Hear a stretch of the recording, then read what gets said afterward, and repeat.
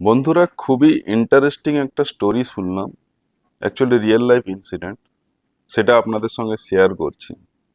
যদি ভালো লাগে তাহলে জানাবেন, তাহলে এরকম আরো অনেক স্টোরি আমি আপনাদের সঙ্গে ইন ফিউচার আরো আনবো।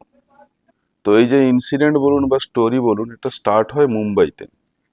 মুম্বাইতে 4-5 জন বন্ধু একসঙ্গে কোনো একটা রেস্টুরেন্টে বসে খাওয়া দাওয়া করছিল।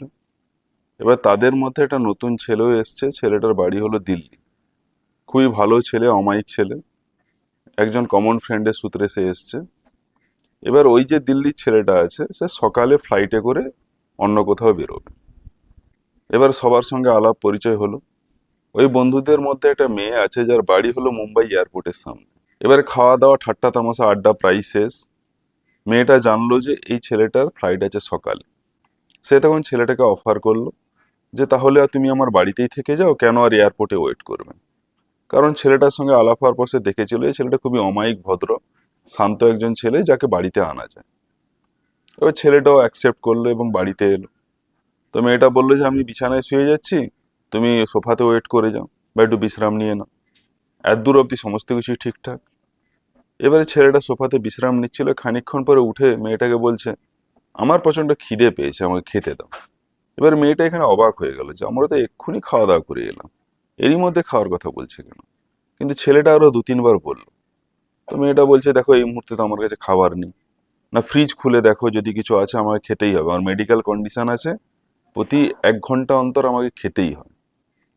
তো মেয়েটা বলছে না না, এই মুহূর্তে আমার খাবার নেই। এবার ছেলেটা রুডলি বলছে যদি খাবার নেই তাহলে আমাকে এনেছিলে কেন। তো মেয়েটা এখানে হতচকিত হয়ে গেছে যে এই ছেলেটা এতখানি ভদ্র একটা ছেলে, এরই মধ্যে এর বিহেভিয়ার এতখানি চেঞ্জ কিসের জন্য। তো সে মেয়েটা তারপরে তাকে বোঝানোর চেষ্টা করছে দেখো খানিকক্ষণ পর তো তুমি বেরিয়ে যাবে, এই মুহূর্তে আমার এখানে খাবার নেই। তখন বলছে না না, আমার মেডিকেল কন্ডিশন আছে, আমাকে একটু খেতে দিতে হবে, না হলে আমাকে ওষুধ দিতে হবে। তখন মেয়েটা সেসব দিয়ে আর কি বলবে, বললো চলো ঠিক আছে তাহলে নিচ থেকে তুমি ওষুধ এনে নাও। তখন এবার ছেলেটা বলছে আমি তো এখানে নতুন, এটা মুম্বাই, আমি তো দিল্লির ছেলে, আমি কিরম করে জানি কোথায় কি ওষুধ আছে, তুমিও সঙ্গে চলো। তো মেয়েটা এখানে রীতিমতো বিরক্ত হয়ে গেল যে কাকে এনে ফেললাম আমি আমার অ্যাপার্টমেন্টে। তো যদিও বিরক্ত হলো, তারপরে মেয়েটা এটাতে রাজি হয়ে গেলে চলো ঠিক আছে তাহলে ওষুধ কিনেই দিই। এবারে যেই মেয়েটার ছেলেটা রুম থেকে বেরিয়েছে, ছেলেটা ফট করে বাইরে থেকে গেট লাগিয়ে দিয়েছে।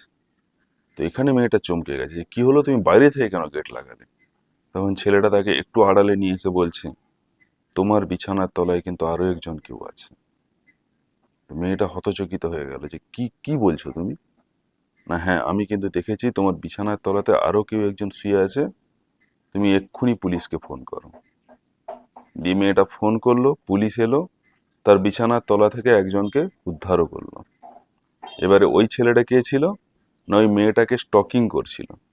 সেই দিন তার মাইন্ডে এটাই ছিল যে মেয়েটাকে রেপ করে মার্ডার করবে। সে অলরেডি রুমের ডবল চাবি বানিয়ে রুমের ভিতরে ঢুকে ওয়েট করছিল।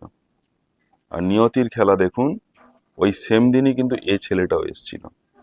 আর ওই ছেলেটা, দিল্লির ছেলেটা, ও মাথা লাগিয়ে বুদ্ধি বের করে আজ মেয়েটাকে কিন্তু বাঁচিয়ে নিয়েছে। তো নিয়তির খেলাটা দেখুন বন্ধুরা, কত বড় কোইন্সিডেন্স। বাট উপরওয়ালা যাকে বাঁচায় তাকে মারার ক্ষমতা কারুর নেই। আজকের মতো এটাই বন্ধুরা। যদি স্টোরিটা ভালো লেগে থাকে তাহলে কমেন্ট বক্সে অবশ্যই জানাবেন। আর যদি এরকম আরো স্টোরি শুনতে চান তাহলে সেটাও জানাবেন। Thank you.